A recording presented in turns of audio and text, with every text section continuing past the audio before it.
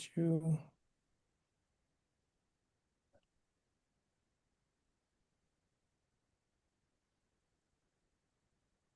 Okay. So let me just share a little bit about Bhanu. I get to speak a little bit about who this amazing person is. So Bhanu Joy Harrison is a licensed clinical social worker, somatic therapist, and mindfulness teacher. She's a UCLA trained mindfulness facilitator affiliated with the Mindfulness Awareness Research Center and has been teaching on the Insight Timer app since 2020, reaching an international audience. Bhanu specializes in trauma-informed, body-centered approaches to healing, integrating mindfulness, nervous system regulation, polyvagal theory, and somatic experiencing. She teaches workshops on mindful living and supports both newcomers to mindfulness and professionals in deepening their practice. With a lifelong connection to contemplative practice, I always do that with that word, including years spent living in the yoga ashram, Banu brings warmth, depth, and practical wisdom to her teaching, helping others cultivate resilience, regulation, and a more joyful way of living. And with that, I give you Banu. All right. Welcome, everyone. I always so enjoy teaching at Big Bear. So thank you for giving time to yourself. And I feel honored that we're all sitting here together today. So let us just settle for a moment. And if you have sat with me before, you know I like to do some somatic practice. And I find that orienting is a practice that is really good for arriving. And so orienting can be an eyes open. It's taking in sensory information from our five senses in a very intentional and conscious way so that we know that we are all right here together in your own space, but together. So looking around, noticing colors or shapes, noticing ambient sound in your space,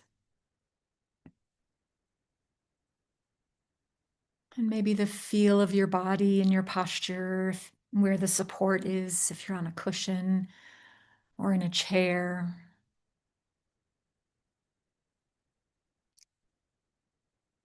And letting gravity bring your body to rest. And like not resisting gravity, just feeling yourself drop towards the earth.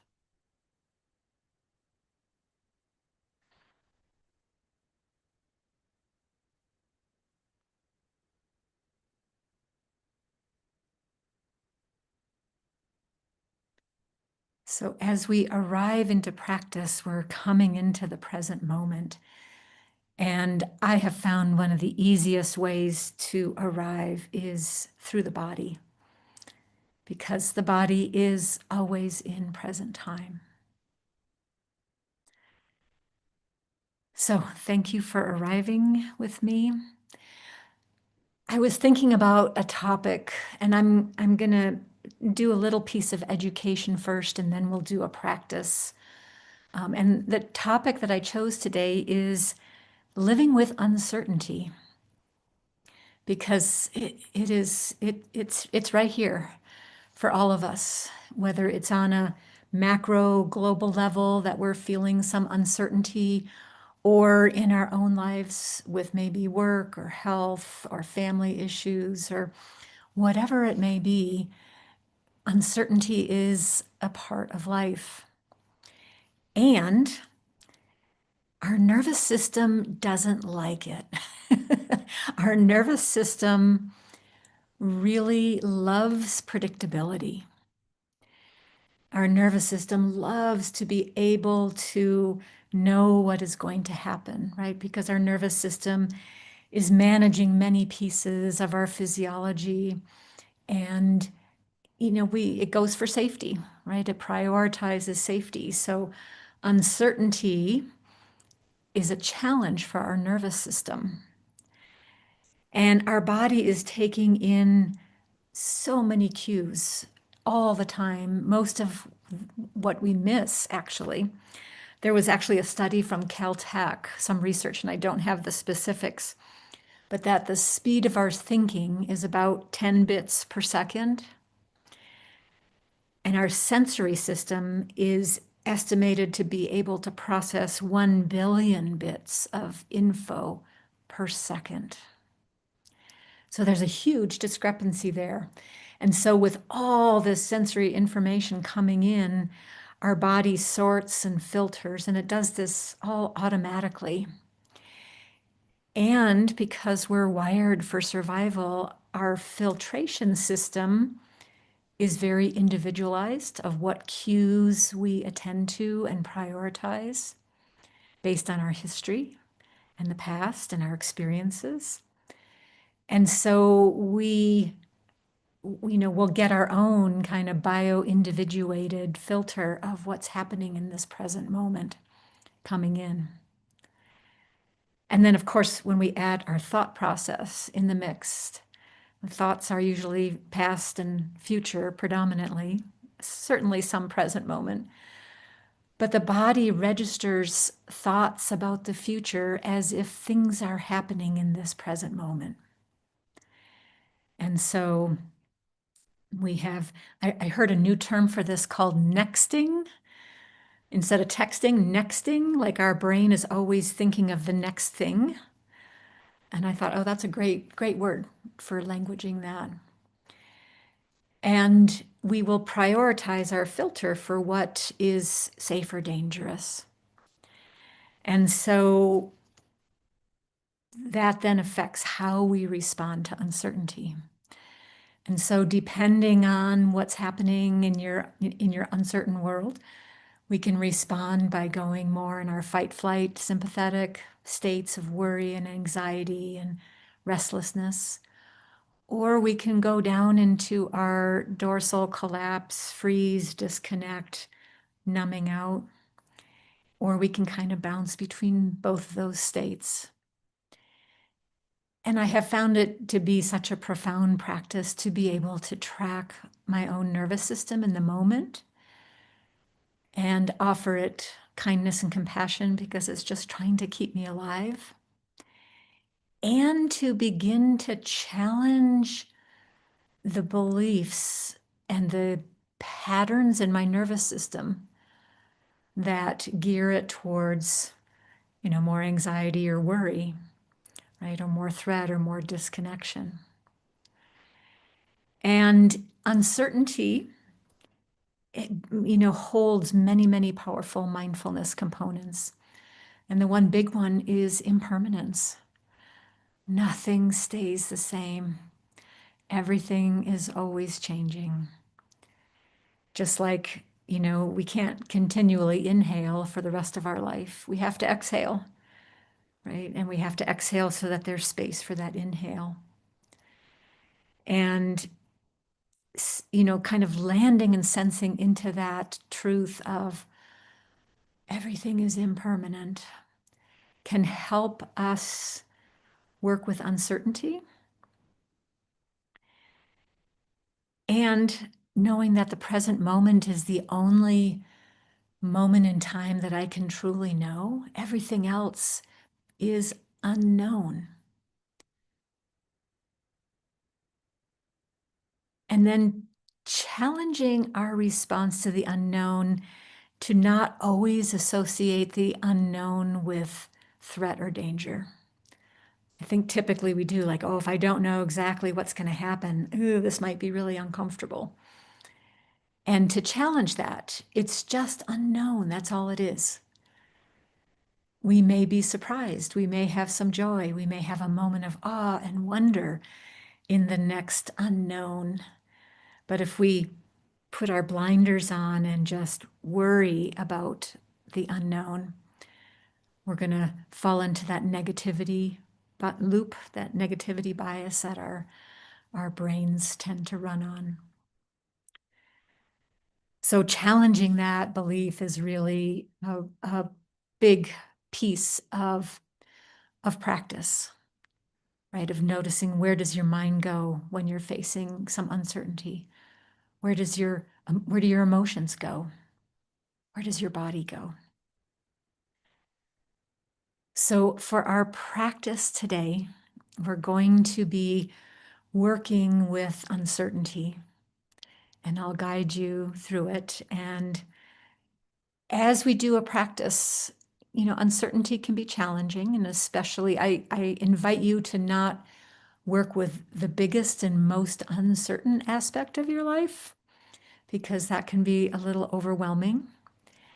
But making this a trauma-informed practice in the way of, if you need to take a break, to do so, to step back into orienting. It's like, okay, I've been thinking about this uncertainty and feeling it in my body, and I need a little break. So let me look around my space, or let me look at the lovely faces on this Zoom, right? It's called titration. We'll pace ourselves with our practice, because our practice shouldn't be overwhelming, right? So let us begin. So again, finding a posture where you can feel settled. I know that some of you are coming into practice today with some pain.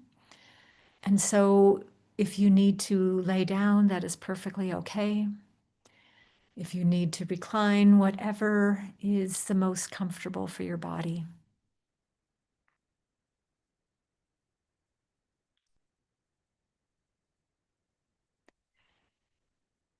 And as you arrive, just see if you can notice and name to yourself a few body sensations that you're currently experiencing.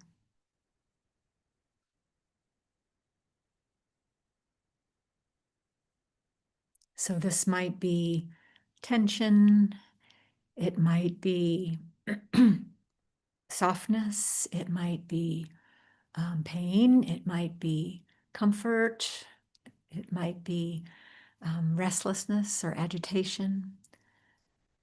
Just, just naming, no judgment.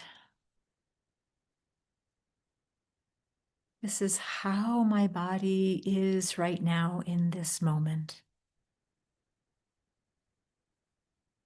There could be some discomfort or comfort, or a little bit of both.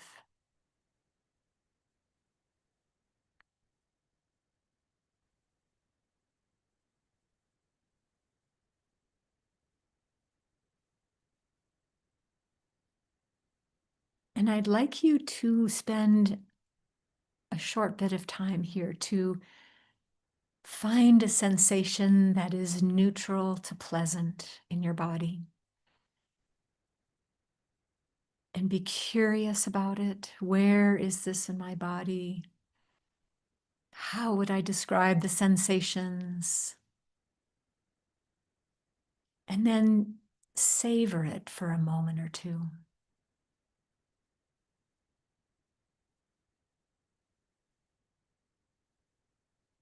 It could be your elbows don't have pain, unlike other joints. So savoring the quiet in a joint, or satisfaction in your belly from lunch.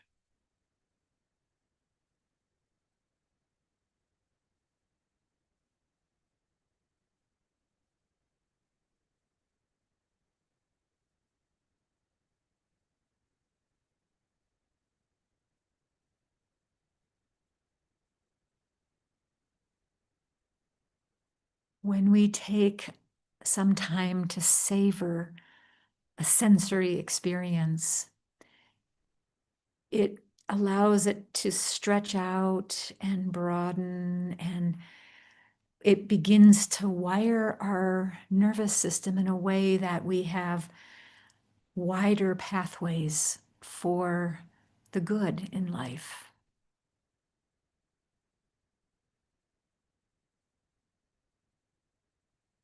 And so noticing again with this neutral to comfortable sensation, is it the same now as when you first noticed it? Or has it expanded or broadened? Or, is it stronger? Or it could be changing. Or it could be exactly the same.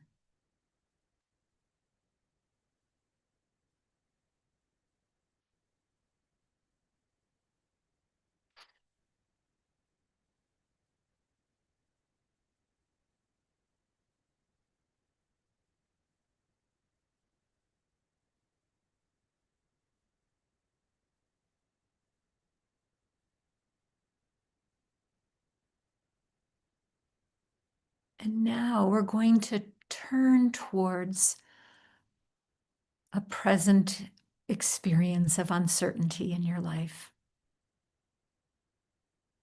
You can keep it simple, mild to moderate uncertainty. Can be personal or more global, whatever. Just sort of invite your body to give you, or your mind and heart to bring an uncertainty into your awareness.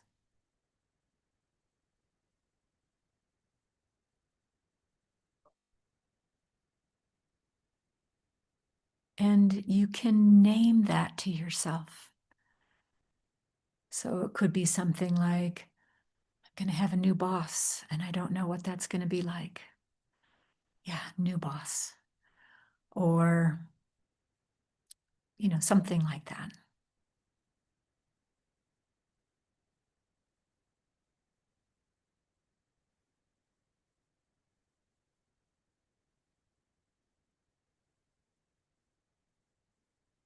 And as you bring this unknown into your consciousness, your awareness, notice what begins to happen in your body.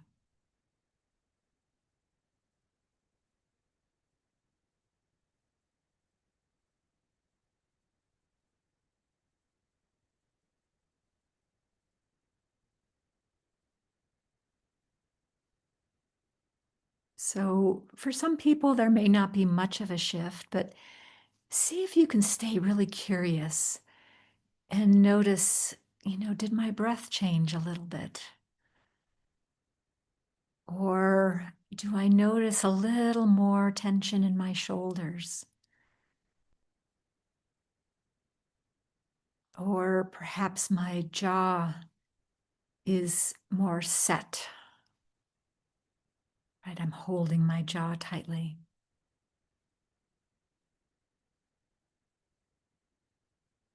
Or maybe my belly is a little jumpy. Or my eyes might be trying to strain and focus.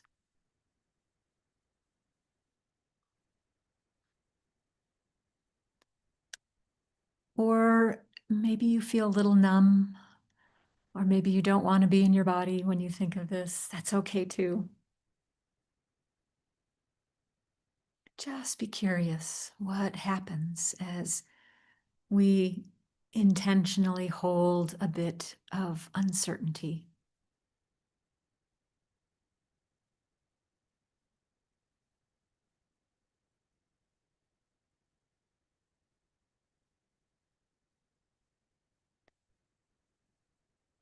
And I'm going to invite you to let the storyline go, right? The story of maybe your health challenge or work issues.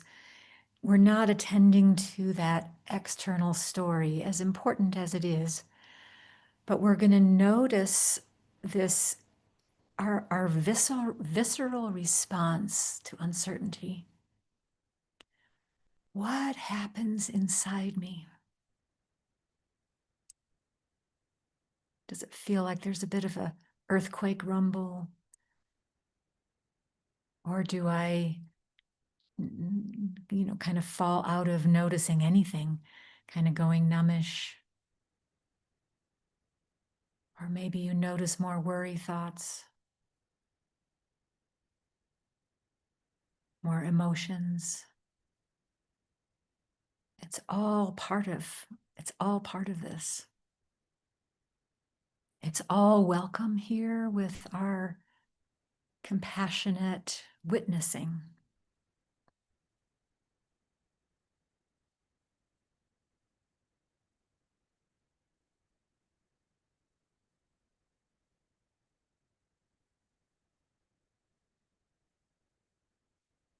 And as you keep tracking the sensations, you can become curious if they stay the same or if they change a bit.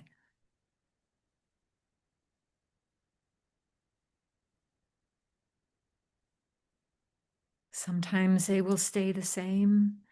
Sometimes they'll get stronger. Sometimes they spread out to different areas of your body, but become more diffuse.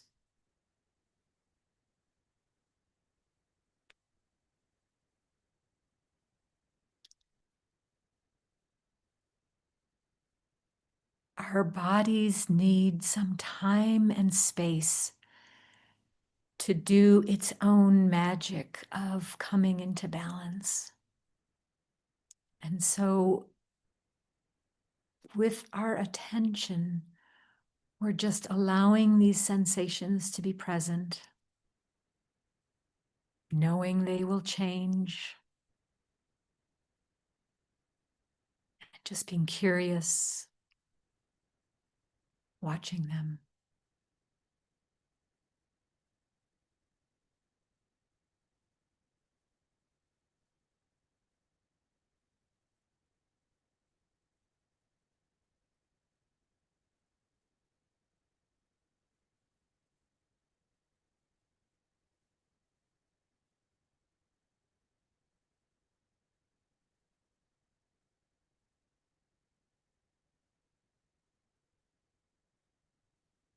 And if you can, I'd like you to notice if holding this uncertainty pushes you into a little bit more of a sympathetic nervous system response. Do you feel a little faster, a little more, worry or anxiety? Are you speeding up inside? Or do you tend to kind of go quiet, kind of disconnect?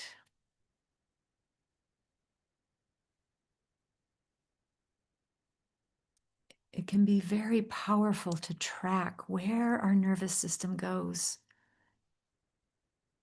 when there's not so much predictability.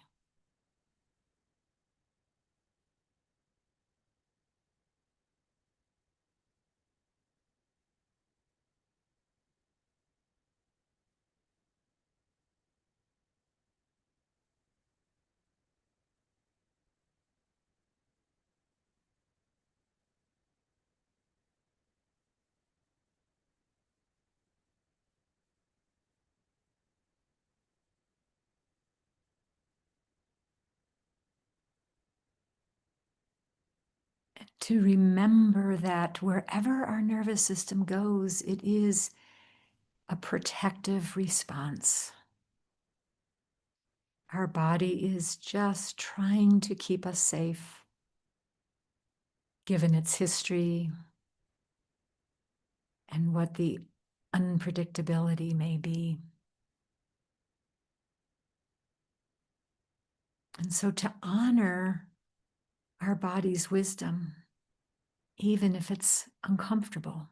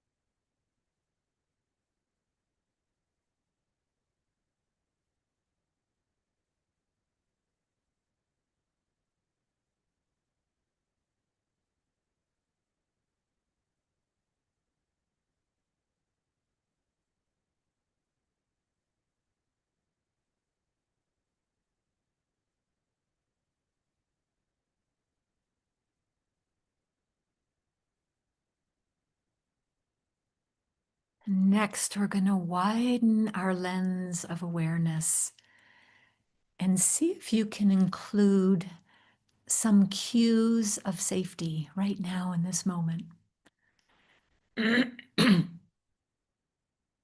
Perhaps it's the felt sense of all 20 of us being in practice together. Perhaps it's the comforting sound of your refrigerator running, or the leaves blowing in the breeze outside your window.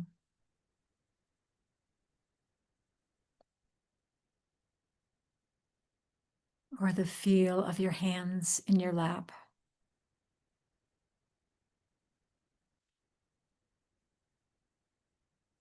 These are valid cues of sensory information that you can bring into your nervous system in addition to the uncertainty.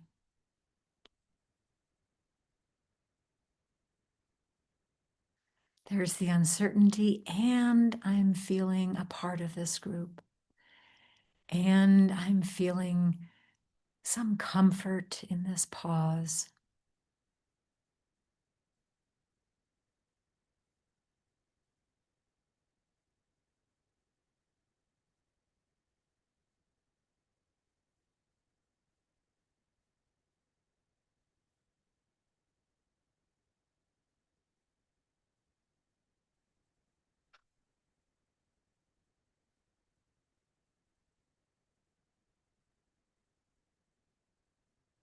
Our systems tend to not prioritize the safety cues as much as the other cues. And so we have to be more intentional about bringing in the good. It is nourishment for our nervous system that is so needed in these unpredictable times we're in.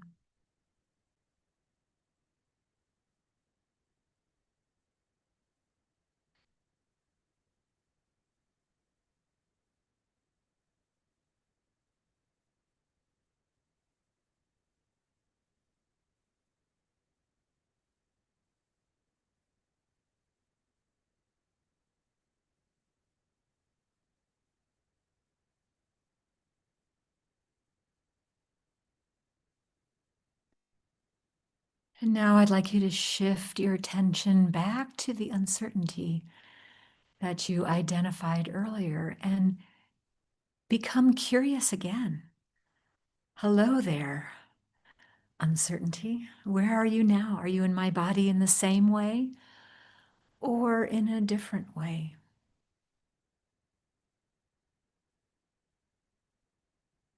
Let me be with you right now, just as you are.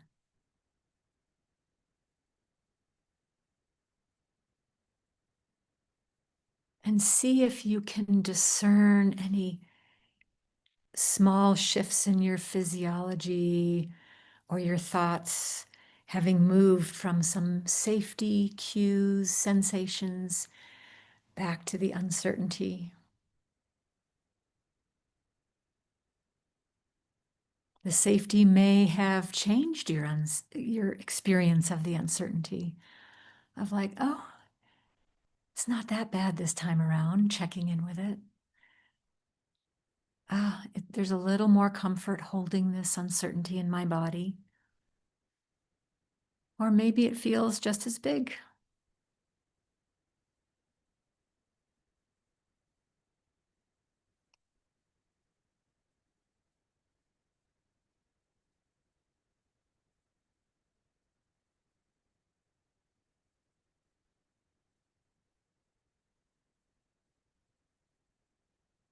And watching what happens in your mind, which is, of course, going to go into thinking about the uncertainty. And there may be emotions connected with it. And to bring such utter compassion to yourself. Oh, dear mind, this is what you do. You want to plan and strategize and figure it out. Yes, that's what you do. And there's no way we know what's going to happen. So let's come back to right here and now.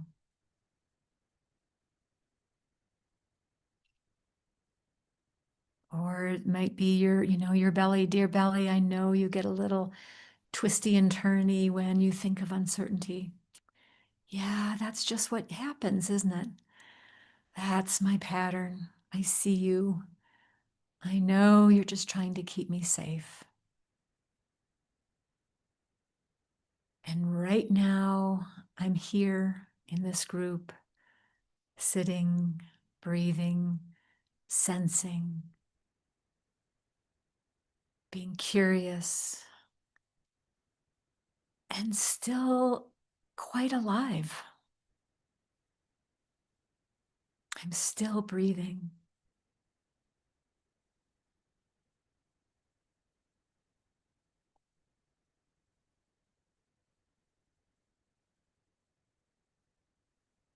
If there's a place in your body that would like some touch, that can induce a surge of oxytocin hormone in our bodies, which helps us feel a little more connected.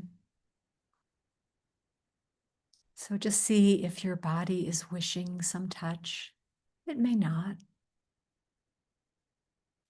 And if you do decide to place your hands somewhere, notice what begins to happen as you offer this comfort of touch to yourself.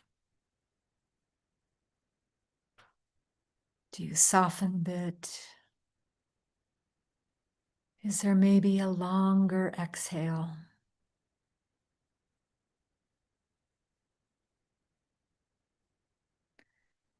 Maybe this felt sense of not being quite so alone.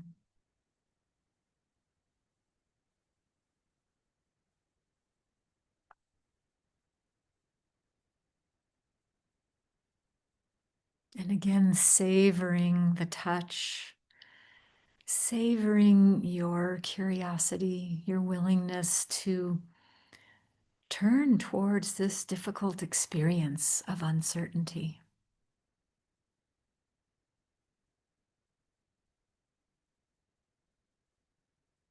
None of us knows what's going to happen next. In that way, we are all connected. Just like me, you and you and you and you, we don't know what's going to happen next.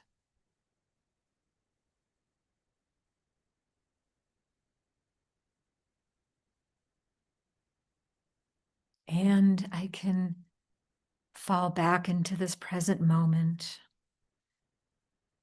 where I have all the time in the world to be present, to notice my body, to savor the good sensations.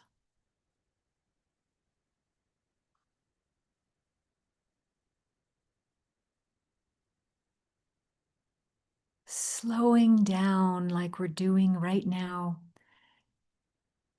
and offering ourselves curiosity and time and space is a huge regulator of our nervous system. And it can make a powerful impact on our internal states and our physiology.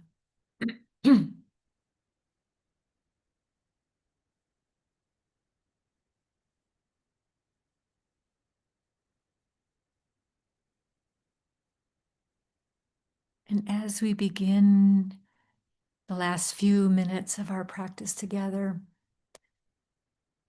thank yourself for being courageous to turn towards uncertainty in your life. This is not easy.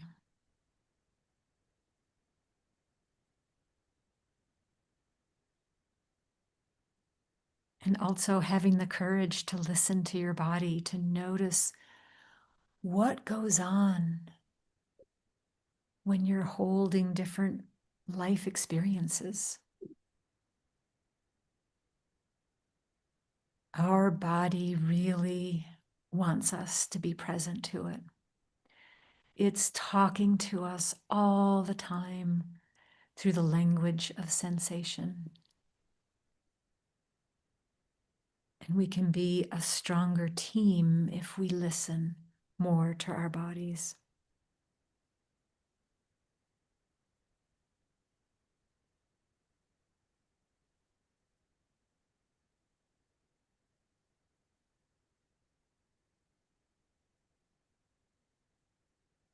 So turning your attention again to a neutral to comfortable body sensation. It could be your breath, it could be your posture, it could be something in your environment that is pleasing or beautiful. And again, take a moment to savor.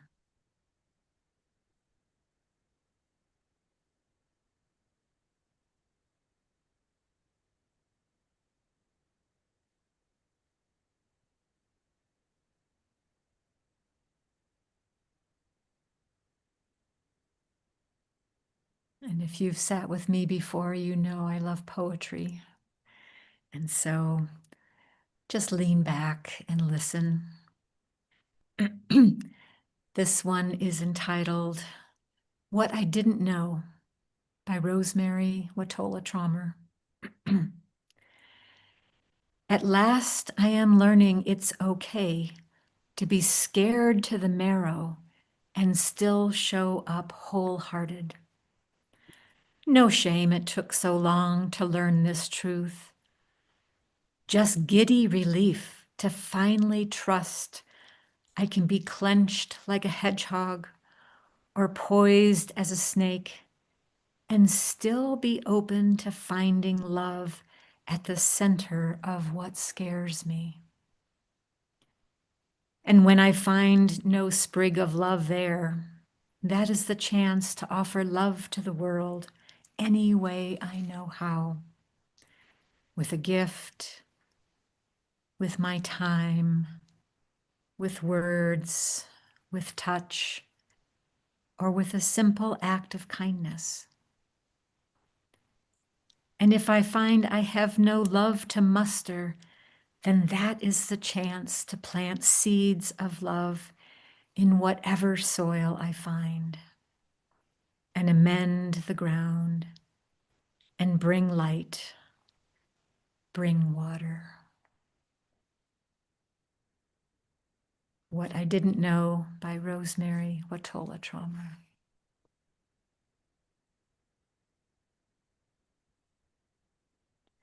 So know that as we close this practice that we've all brought water and light. We've amended the ground of our bodies in this practice.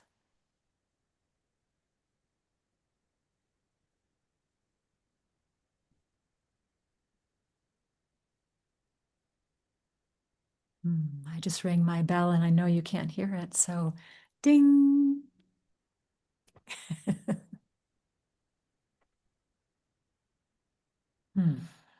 Thank you all. So I'm curious how that was for you, because oftentimes we don't, turn towards our bodies when we have difficult uncertainties in our life. Did you, what were some of the sticky points of this practice for you? What was hard? What worked well? Anything you would like to share? I think that if you do come on with your microphone, that will show up in the live stream. Is that correct, Deshawn? The audio will, but their face will not be shown. Okay, great. Thank you. You can The, also use the chat too. the sensations that you were mentioning as I'm going back and forth through feeling the uncertainty and then feeling safe. That was very, very profound. Thank you. Thank you. Yes. It's this really powerful, mindful practice of holding the both and, right? I can have this discomfort with uncertainty, and I can also notice my safety in the present moment. And noticing that is not just a mental noticing, it's a physiological shift in our bodies. That's very profound. You mentioned the nervous system, right? So it's almost like it regulates the nervous system a little bit for going in that uncomfortable and then Yeah. regulates, right? Yes, because what our nervous systems do is because they're geared towards keeping us safe, is if it detects a threat, it'll get stuck on that. And that just fills the whole frame of our attention as, oh my goodness, this worry, this whatever, this uncertainty. And we forget about the other stuff. So, this process of pendulating or swinging our attention back and forth between, there's this discomfort and, there's some safety. And even when you're working, if you have pain, chronic pain or episodic pain that you work with, our attention goes on the pain. But most people can usually find at least one tiny space, an earlobe of neutrality, right? So we can hold those two together. And that pendulation is how our body is in flow, right? We expand when we breathe in and we contract, and the heart does this. And so when we pendulate, like you're doing some rocking now, which is great, right? That's a beautiful, soothing pendulation practice. And so we can pendulate with our attention as well. Oh, I'm noticing this uncertainty. But also the sky is blue. So, Oh, Banu, thank you so much. That's so lovely, so lovely. I'm gonna definitely incorporate that. The yeah. the pendulum, in my life experience, as far as I can remember, my life's been filled with uncertainty. I don't know if anyone can relate, but it's been filled with uncertainty from losing my sister, from father being in jail, from me getting shot in the back, from the doctor saying, "Hey, you're not gonna walk again," and coming out walking the next day, from all these Yeah. things. Now that I look back, everything has always worked out for the greatest good, and I Mm. really vouch for that. And now I really want to say this in the forefront, to just say that the opportunity that's always in hand, it's way greater than the feeling of fear. It's way greater because there's a great expansion, like you said, when we inhale, exhale, that expansion from the contractions is Yes. way far greater than anything. And to understand too that we can't just keep expanding, right? That there's going to be a natural time when we contract again, and that's okay too, Yes, yes, right? So the impermanence of the opening and the goodness, we're going to feel fear again. We're going to be worried. We're going to be tired. That's going to happen. We inhabit these amazing vessels of our human body, and so we just try not to forget when you're really uncomfortable that this won't last forever either. That some joy can come in, and that we might need to more intentionally look for cues of safety and beauty. Stephen Porges, who developed the polyvagal theory, he talks about giving ourselves a daily diet of safety cues to do that intentionally, right? Because our nervous system needs that nourishment, just like food.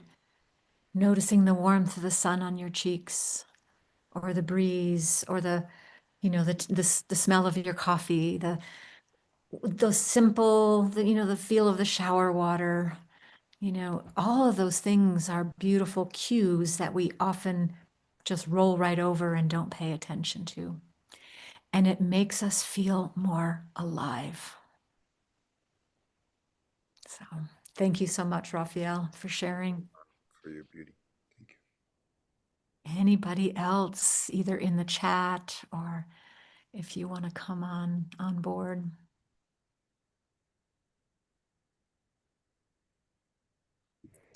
I'll just share, I really appreciated the prompt of safety cues as well. That was something very new to me. And one thing I learned is I was hearing the birds chirp, and I was like, oh my gosh, I just feel that that was a safety cue. I don't know. They're just living their own life, they're doing their things, they're lovely to hear. And that was really surprising to me and something accessible frequently. So just, thank you for this kind of new outlook and approach. And it's lovely. Mhm. Yes, yes. It's so good to see you again, too. We were in a training together, 10 years ago now. So, yeah. Yeah, I just want to say the same thing. I was out on my deck doing the meditation, and I don't often go out there. So usually I'll sit on my desk and do the Zoom, but I said, I'm just going to go outside. And I heard the birds and I got the breeze on my face. So I had all these lovely cues, and it's great. So thank you for that. It's very helpful. Appreciate it. And it's such good medicine as we hold so much uncertainty, right? And so be mindful of your media consumption, right? Because that's all about uncertainty. And, come back to this moment in our beautiful bodies, and we're still alive. We're here. We're alive. Like, let's feel that. Thank you, Susan. Did I anyone? just Yeah, go uh, ahead. I just wanted to say I appreciated that you said we can touch ourselves if that helps, because I was going to ask that question afterwards if you hadn't mentioned it during the meditation. But yeah, sometimes I just feel like I need to touch my belly Yes, when it's yes. feeling jumpy, and that does help. And so I appreciated you saying that. Touch is so profound. I mean, we know from, preemies, from newborns, if babies don't get touched, they have, uh, they don't thrive, right? Failure to thrive syndrome. And so if you're having a particularly stressful day, take a moment to just stroke downwards on your face. It induces the parasympathetic nervous system. It's very soothing and it's a very compassionate gesture. So thank you, Jennifer. And yes, Cara, you have your hand raised. Thank you so much. I noticed planning. I mean, I didn't even pick a big thing. I have to do this big thing on Monday and it's going to rain. And I'm like, I'm traveling. I don't want to bring a bunch of stuff. It's going to rain. Is it going to rain? Do I bring the poncho? I mean, it was ridiculous. It wasn't even a big deal. And then I just thought to myself, really, you've done harder things, sweetheart. Like the rain isn't going to melt you. And it occurred when everyone else was speaking that some of my most precious life journeys have happened because I was not in control, because everything fell apart. So it's the sort of being present. Am I safe in this moment? I'm safe in this moment. And look at me, chatter, chatter, chatter, trying to make sure that I have all the right clothes to do the thing. And then, big deal. And this Like is what our minds do, it is. and so we can just love on these beautiful big brains of ours, right? You love to plan, yes. And we're not going to do that all right now, but we're going to come back to this present moment. Um, yeah, I love my brain and I love what it does, but not all the time, you know? So, maybe we have time for one more comment before we finish off for today.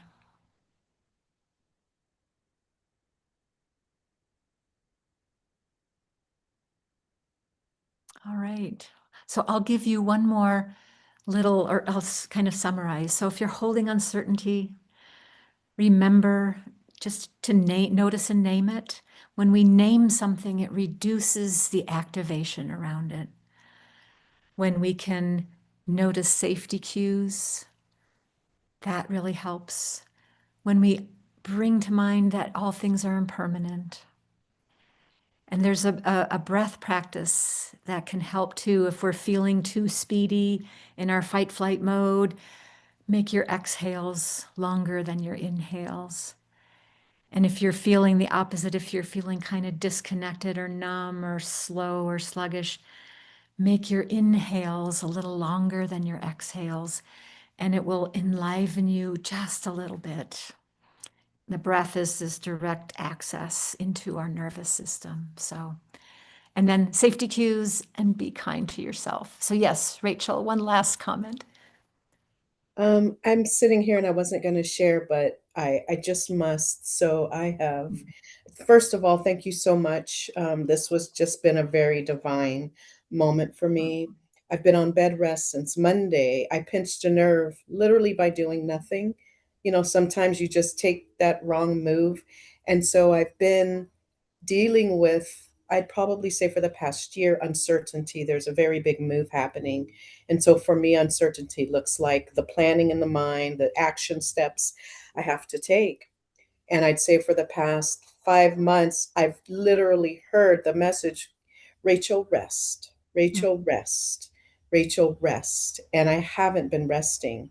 And so I do believe that this pinched nerve that now has me completely immobile, stopped, is that force of divine nature saying, you're going to rest, whether you are going to like it or not. I'm going to make you rest. And I've Yes. been struggling the past couple of days because I have such a routine. I wake up, I work out, I do all my meditation. I am very routine. And so I know, and I'm going to use the word God, that's my way of expressing myself. I know, and this session has confirmed it for me. So thank you so much.